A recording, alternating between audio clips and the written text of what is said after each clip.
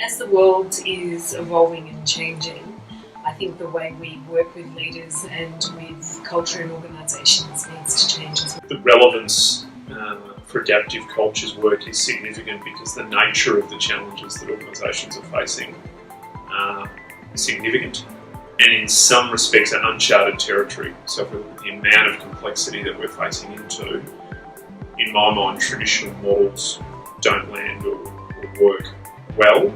It is able to be agile and sufficiently fluid to really line up with real-world business strategy. Deeply grateful for having crossed paths with Adaptive Cultures.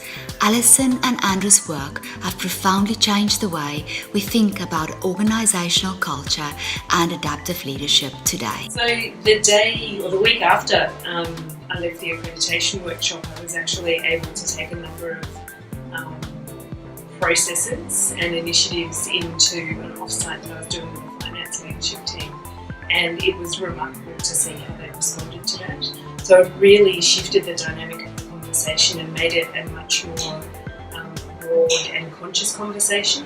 Adaptive cultures from a practitioner point of view is that it introduces a toolkit and a lens to unpack problems that's very different to any previous framework I've seen, and allows me as a practitioner to see the landscape very differently and tailor my approaches. Because as systems evolve and as the leaders that we work with evolve and as organisations evolve, it's absolutely critical for us to be evolving also.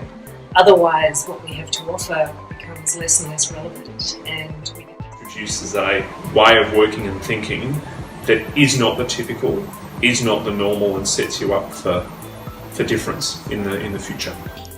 From viewing culture as an optional investment to now embracing our cultural evolution as fundamental to our success and at the core of our agile transformation. The uniqueness of the cultural intervention is that, to me, it stems from the very heart and soul of how people operate and how they think and view the world.